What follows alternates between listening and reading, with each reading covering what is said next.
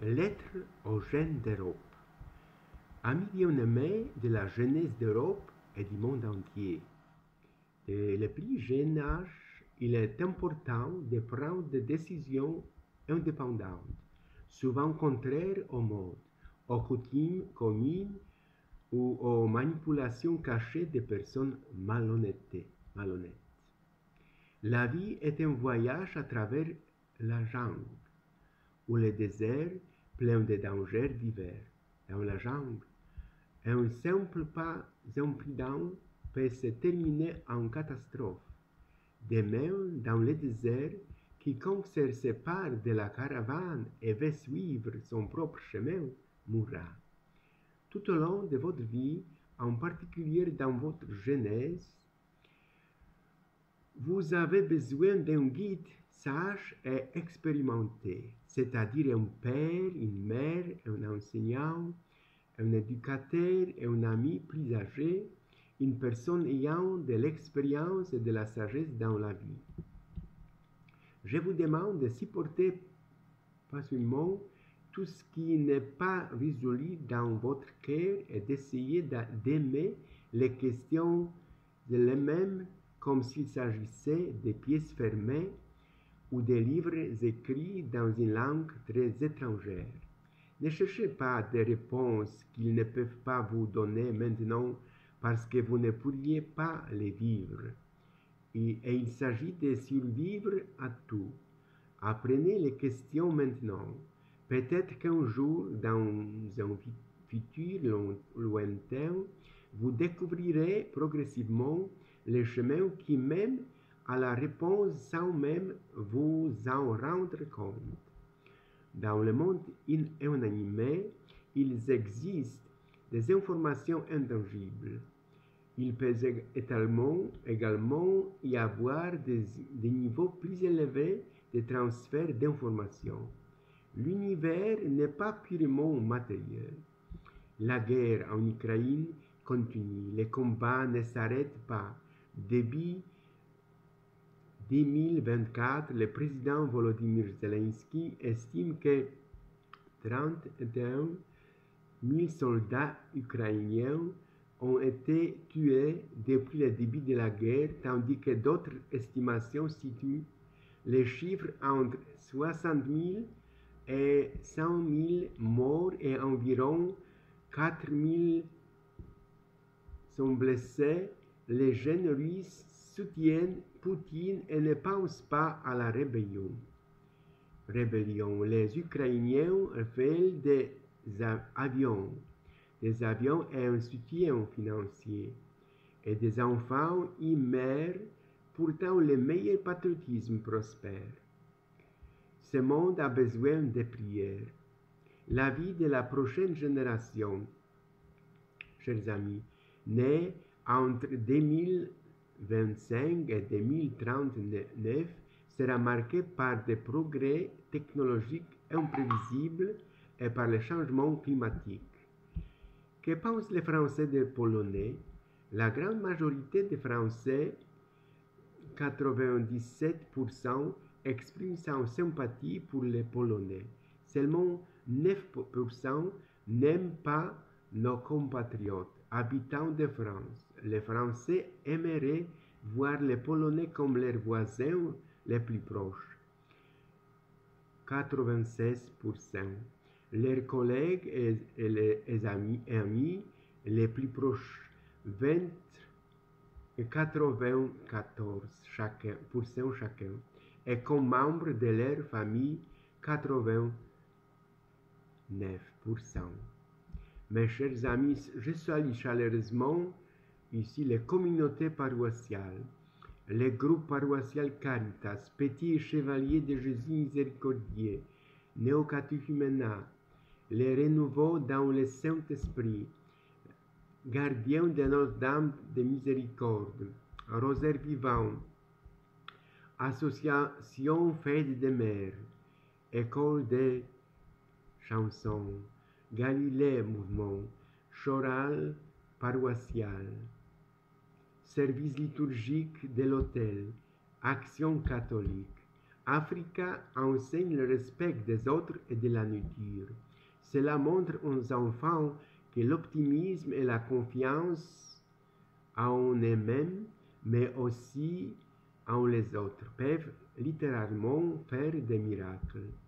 Aux États-Unis, les gens apprennent de l'enfance certains concepts de base de culture et de politesse qui sont génétiquement codés en eux. En Pologne, nous avons une mentalité homo-soviétique ou post-soviétique, génétiquement codée et la conviction que les Polonais sont des loups pour les Polonais elles-mêmes. Les Américains croient au bon sens et à la confiance. Les Polonais ont prouvé dans l'histoire qu'ils ne sont pas les leaders du bon sens et nous pouvons rêver de faire confiance aux gens jusqu'à la fin de la journée et jusqu'au lendemain. Certaines personnes disent qu'un redneck, typique aux États-Unis, est une personne qui aime chasser, qui possède beaucoup d'armes, qui possède une voiture de course et qui vaut souvent plus que votre maison. Que se passe-t-il en Amérique latine? Des plages célèbres, des résidences luxueuses juste à côté et sur les collines voisines, des favelas parsemées, des maisons, des cabanes en contreplaqué et d'autres vestiges. Nous sommes à Rio de Janeiro, un endroit que tout le monde aimerait visiter, mais pas dans les montagnes. L'Amérique latine est à la traîne du monde riche depuis des siècles. Pourquoi est-ce encore si pauvre là-bas? Sur les 58 000 habitants du Groenland, les jeunes constituent aujourd'hui la population la plus importante et unique. Tous en quoi croient les Groenlandais vient de la nature. Leur principal gardien est mère-mère. Leur fournit de la nourriture. Chers amis, en Asie, personne ne meurt aussi facilement que chez nous. Le fils de mon parrain est arrivé en Australie en 1981 pour trouver un espace de développement personnel, découvrir ses passions et réaliser ses rêves professionnels. Là, ils apprennent aux enfants et aux adolescents où chercher de l'aide et comment parler de leurs problèmes mentaux sans honte ni ridicule. En Argentine, on dit souvent que les hommes ont toujours le dernier mot dans les discussions. Ils disent, par exemple, « Oui bébé, oui chérie ». Mais aujourd'hui, nous avons besoin de jeunes véritablement transgressifs, anticonformistes, qui ne soient pas esclaves du téléphone portable, mais qui changent le monde pour le meilleur. Les scientifiques annoncent que cela arrive. La génération avocat. Aujourd'hui, les parents donnent tout et ce n'est toujours pas suffisant. La génération Zalf approche. Enfant de la pandémie et de la révolution numérique, la génération bêta arrive. Qu'est-ce qui caractérisera la nouvelle génération? La vie de la prochaine génération née entre 2025 et 2039 sera marquée par des progrès technologiques et des changements climatiques imprévisibles, prédit le portail Axios, citant les appréciations des sociologues et des démographes. Cette génération, appelée génération bêta, sera la deuxième après la génération alpha, 2010-2024, à naître au XXIe siècle. Selon le sociologue et démographe Mark McCrindle, créateur du terme génération alpha, la génération bêta comptera environ 2,1 milliards de personnes et d'ici 2035, elle en constituera 16% la population de la Terre. Les différences entre les générations sont fondamentalement définies par la technologie, a déclaré Jean Twenge, auteur de Génération, The Real Difference Between Generation Z, Millennials, Generation X, Baby Boomers, and the Silent Generations, and what they mean for America's future. Sid Webb. Selon Twenge, la technologie a le plus grand impact sur des groupes d'âge spécifiques, car elle façonne les liens sociaux. Pour la génération Z, née entre 1995 et 2012, il s'agit des réseaux sociaux, et pour la génération Alpha, des mondes virtuels comme Minecraft ou Roblox. Si la générative devient aussi courante que les jeunes auront en masse des amis, filles et garçons. Intelligence de futur. L'Église est une institution nuisible, cupide et hypocrite, a déclaré M. Stefan Niesiołowski dans l'émission dans ma Pologne sous le titre « Sans question pour ». Comme vous pouvez le constater également dans ma Pologne, nous pouvons rechercher des solutions optimales pour réparer les relations sociales et offrir aux jeunes les meilleurs départs possibles dans la vie adulte.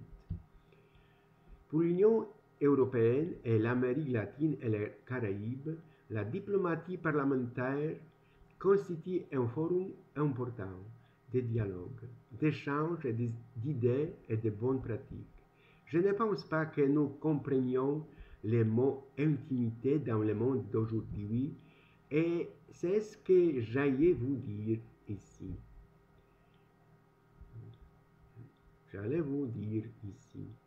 Véritable profondeur d'intimité. Les amis les plus gentils. L'intimité est l'un des aspects les plus mal compris des relations humaines. On la confond souvent avec la proximité physique, mais son essence est bien plus profonde. La véritable intimité n'est pas celle que vous permettez de toucher votre peau, mais celle que vous permettez de toucher votre âme. Il s'agit de confiance, de vulnérabilité et d'un lien tacite qui relie des personnes d'une manière qui ne peut être décrite avec des mots. L'intimité, c'est envoyer des SMS à quelqu'un à 3 heures du matin, non parce que nous n'avons personne à qui parler, mais parce que cette personne vous vient à l'esprit lorsque votre cœur est lourd ou lorsque vos rêves semblent inaccessibles. Il s'agit de partager vos peurs sans les filtrer, de vous ouvrir sans hésitation à votre passé et d'avoir confiance que cette personne gérera vos vérités avec délicatesse. C'est savoir que ces personnes répondront peu importe le moment, parce que vos pensées sont importantes pour elles. La véritable intimité est l'attention que vous accordez même lorsque le monde l'exige ailleurs. C'est choisir de se concentrer sur une personne, d'écouter son silence, ses rires et sa douleur, même lorsque 10 autres se disputent votre temps. C'est la volonté de donner la priorité à leur bonheur et à leur présence, car leur importance dans votre vie est indéniable. L'idée est de leur donner le sentiment d'être la personne la plus importante dans la pièce, peu importe le nombre de personnes dans la pièce. Ensuite, il y a une sorte d'intimité tranquille qui existe sans mots, sans rappel constant. C'est la façon dont ils s'attardent dans vos pensées lorsque vous êtes occupé ou distrait. C'est la façon dont leur voix résonne dans votre esprit dans les moments de doute, vous offrant réconfort et force. C'est un instant de penser à eux en premier, qu'il s'agisse de partager une bonne nouvelle, une pensée aléatoire ou un moment de tristesse. De telles personnes sont une présence constante au fond de votre esprit, comme une mélodie qui ne s'efface jamais. L'intimité n'est ni brillante ni tapalée. Elle est calme, profonde et durable. Il s'agit de quelqu'un qui connaît vos caprices, vos peurs, vos ambitions et qui décide quand même de rester. Il s'agit de regards partagés, de touches subtiles et d'une compréhension tacite qui ne nécessite aucune explication. Il s'agit de la façon dont ces personnes vous font sentir vus, aimés et valorisés dans un monde qui peut souvent sembler accablant et isolant. La véritable intimité est rare et quand on la trouve, elle devient le fondement de quelque chose d'extraordinaire. Il ne s'agit pas de moments que vous capturez pour le monde, mais de ceux qui vous tiennent à cœur, ceux que vous n'oublierez jamais. Il s'agit de construire un lien si profond qu'il résistera aux épreuves du temps, de la distance et du changement. Donc, si vous avez quelqu'un qui connaît vos rêves et vos peurs, qui laisse de la place à votre vulnérabilité et qui reste calme dans votre chaos, appréciez-le, parce que l'intimité n'est pas une question de proximité, mais de connexion qui existe même lorsque des kilomètres vous séparent. C'est le plus beau cadeau que vous puissiez offrir et recevoir, une connexion qui vous donne vraiment l'impression d'être chez vous. Intimité, vivez-les, valorisez-les, aimez-les.